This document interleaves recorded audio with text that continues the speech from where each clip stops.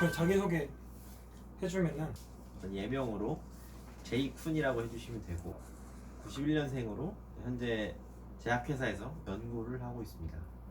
현재 이 직업을 원래 하고 싶었던 건지 아니면은 원래 하고 싶었던 일이 있는지. 처음부터 뭐 제약 쪽을 할 생각은 없었고 원래 이제 처음 전공은 이제 고분자였는데 이제 약에 관심이 생겨서 해서 대학원을 이제 약으로 진학을 했고 그리고 나서 이제 연구는 적성에 맞아. 적성에 맞는데 분야를 잘못 왔어. 왜? 약간 분야는 약간 화학이나 기계. 그러니까 뭔가 이게 손으로 이렇게 막 조립하고 이런 게 좀 난 좀 맞는 것 같아. 새롭게 뭔가 찾고 도전하는 거. 뭐 이런 거 좋아해서. 재료공학과를 온 이유는 근데 우리 과 이름이 되게 길었어. 뭐가 있어 보였어 좀. 이게 나노 고분자 재료인데 그 나노라는 단어를 너무 이제 꽂힌 거야. 멋있어 보였어 뭔가. 멋있다. 여긴 어머나 여긴 가야 해. 일단 고. 그리고 제약을 이제 어차피 대학원 때 제약을 한 거잖아. 그래서 이제 갑자기 꽂힌 거야. 그치. 그때 그 당시에 이제 대학교 학부 때 드럭 딜리버리 시스템이라고 약물 이렇게 운송하는 거 그거랑 그다음에 두 번째는 옛날부터 뭔가 사람 치료하는 일을 좀 해보고 싶었어. 그나마 뭘 할 수 있을까를 좀 생각을 해보다가 그나마 좀 접근할 수 있는 게 약일 수가 있겠다 싶어서 이제 제약으로 가게 된 거지.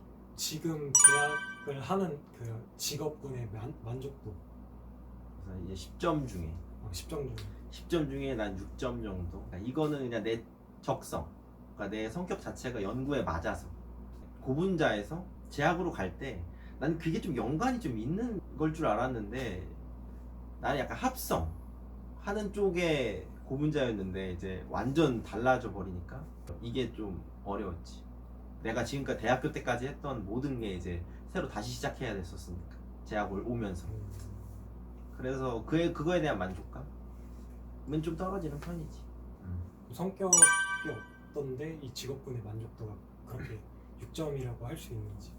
그러니까 굉장히 자유분방한 성격. 그러니까 난 뭔가 구속받고 뭐 이런 거 엄청 별로 안 좋아해. 근데 연구원은 좀 구속을 받아야 되는 거네. 그러니까 반대지. 그러니까 생각. 그러니까 연구원이 생각이 이렇게 고립되면 안 되니까.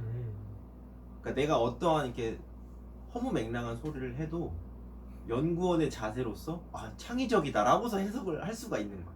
일단 내가 생각하는 이 내 행동이 나쁘게 받아들여지지 않는다는 거야. 어느 정도 지식을 갖고 있고 내가 할 수 있는 능력만 갖추면 내가 하는 생각이 창의력이 되는 거야. 그러니까 이건 내가 성격상, 성향상 그런 면에서는 연구가 좀 맞는 거지. 그럼 지금 일을 이제 하면서 가장 기억에 남는 에피소드.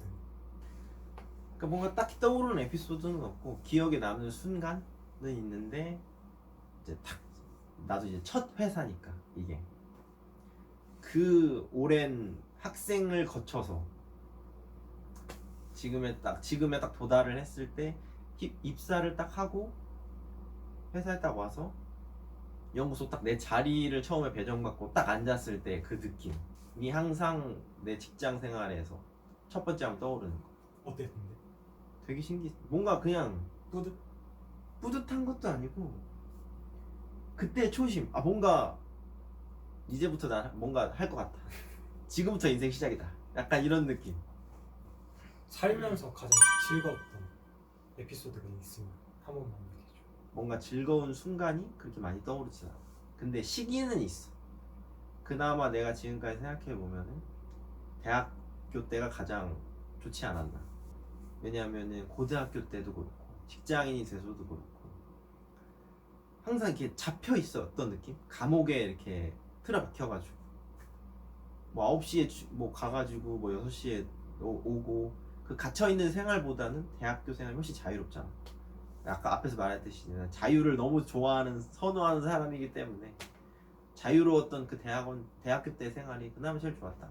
반대로 조금 이제 어려웠던, 힘들었던 적은 있는지.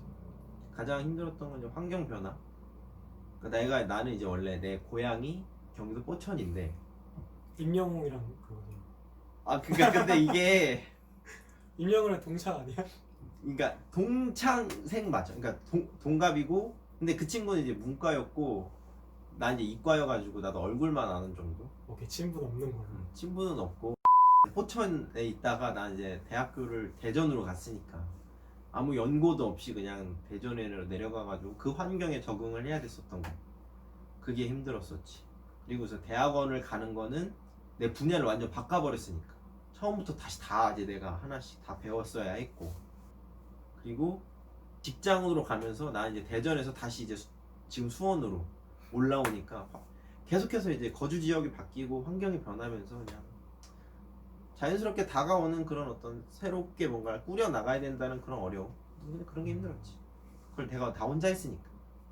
그럼 그런 힘들었을 때 어떻게 좀 하면 극복을 했는지 한번 얘기를 해줘. 아니면 극복했다고 하기도 그런데 그냥 멘탈 케어 하는 거지 혼자. 아니, 멘탈 케어를 할 때 내가 했던 그 방법은 있었어. 도서관이 이렇게 옥상이 이렇게 또 위에 뚫려 있어. 그럼 이제 이렇게 옥상에서 이렇게 내려다 보면 또 학교가 또 고지되어 가지고 그 밑에가 이제 다 보이는 거야, 풍경이.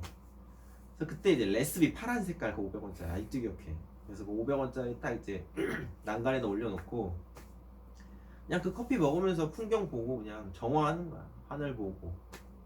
그 뭔가 막 액티비티하게 뭔가를 해야 스트레스 풀리는 건 아니고, 약간 난 그렇게 그냥 좀 정적인 걸 해야 좀 멘탈이 또 다잡아지면서 아 그래 또 이렇게 또 해야지.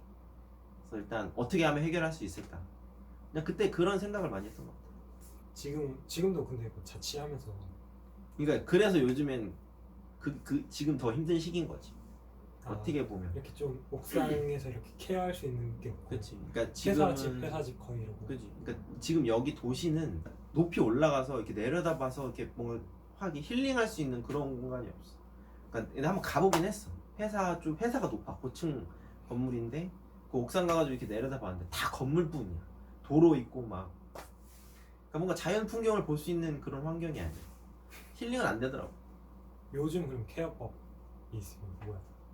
뭐 운동하고 공부하고 그냥 자기 발전하는데 그냥 좀 쓰는 편이지.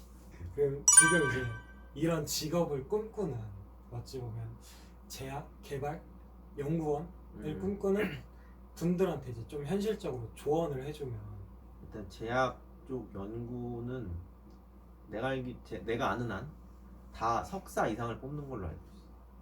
그러니까 최소 대학원을 나와야 되고, 근데 이제 많이 알려졌다시피 대학원 졸업하기가 쉽지가 않아. 엄청 힘들고 그걸 이제 감내해야 되는 것도 있고, 막상 연구를 또 한다고 해도 본인이 생각했던 연구와는 또 다를 수가 있어. 왜냐면 학교에서 하던 연구랑 또 직장 생활을 했을 때 연구는 또 완전 결이 다른 연구란 말이야. 그때 뭔가 내가 하던 연구와는 좀 다르다고 했을 때 생기는 그런 어떤 회의감? 뭐 이런 게 있을 수도 있고. 연구원은 무조건 시간을 많이 들여야 되는 직업이라고 인식이 그렇게 돼 있어. 나도 근데 워랍을 막 칼퇴하는 거 좋아하는데 근데 일을 하다 보니까 그게 아닌데, 이거 너무 하수연. 여기서 알면 좋을 팁. 예전에는 약사를 피트 시험이라 그래가지고 이거를 대학교에서 어떤 과든 상관없이 2년 보내고 이제 피트 시험을 보고 약대 소위 약학과를 4년을 다니면 총 6년이지. 6년을 다니면 이제 약사 면허증을 볼 수 있는 그 자격이 생겨. 그럼 이제 이거를 이제 국가고시를 보고 이제 약사 면허증을 타이틀을 따는 건데, 이제 피트가 아니라 수능으로 바뀌었어. 그래서 이제 아마 약사 하려면, 약대를 가려면은 수능을 봐야 될 거야. 4년제로 다시 바뀌었는지 그건 자세히 모르겠다. 근데 이게 아니고 그냥 일반 그냥 과를 나와서 가는 경우라면, 뭐 이과라면은 보통 화학을 배우거나, 그러니까 화학 쪽이 좋겠지 사실 약을 하려면. 그래서 이렇게 화학 쪽으로 갔다 하면 또 대학교를 졸업하고 바로 또 제약 회사로 요새 갈 수가 없어. 그러니까 제약 회사로 만약에 대학교를 졸업하고 간다면 품질 관리 아니면 품질 보증 이쪽으로 가게 되거나, 예전에는 근데 대학교만 졸업해도 갈 수 있었던 걸로 알고 있어, 연구소를. 근데 지금은 이제 이게 올라가가지고 최소 대학원은 가야 되는 거지. 근데 대학원도 꼭 약학 대학원을 가야 되냐? 또 그건 아니야. 뭐 화학을 대학원을 전공을 해도 제약회사는 갈 수 있어. 근데 우대가 다르지. 그래도 대학원 때 약을 좀 공부해 본 사람을 보통 이제 면접 때 좀 우대하는 거지. 뭐 굳이 뭐 약대를 나와야만 제약회사 연구소에 들어갈 수 있다는 건 아니에요. 그래서 뭐 자격증은 사실 많이 연구원은 자격증은 약간 정말 부가적인 것 같아. 그거보다는 약간 이 대학원 때 실험을 얼마나 많이 했냐. 그러니까 연구 경험이 얼마나 있냐를 좀 많이 보는 것 같아. 그리고 대외적인 활동, 약간 세미나나 뭐 이렇게 컨퍼런스 이거 뭐라 그러지?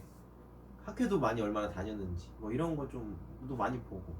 이게 연구 쪽인데 연구도 분야가 여러 개 나뉘잖아. 합성도 있고 개발도 아. 있고 또 뭐가 있었더라? 분석도로 나뉘고 좀 다르잖아. 그거에 대해서 조언은 어떨 것 같아? 뭐 일단 제약회사 내가 알고 있는 선에서는 합성이랑 제제랑 분석이 있지. 세 가지 연구가 있는데, 근데 합성은 사실 외국계가 많아.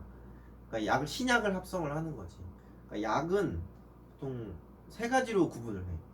신약, 계량 신약, 그다음에 제네릭.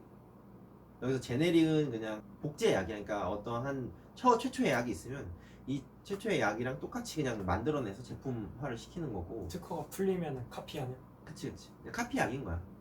근데 계량 신약은 만약에 어떤 약이 있는데 이 약보다 더 나은 뭔가 그게 있어. 세 가지 분석 과목은 이 안정성이랑 뭐 약효랑 뭐 이게 있어.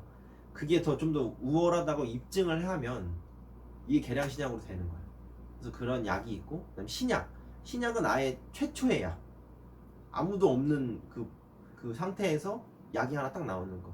그러니까 이 신약을 하는 건 합성 연구야. 근데 합성 연구는 지금 국내에도 대기업 몇 군데 정도밖에 없는 걸로 알고 있어. 근데 여기는 한 연구 그 기간 한 10년 정도 잡는 걸로 알고 있거든. 그러니까 연구를 엄청 오래 해.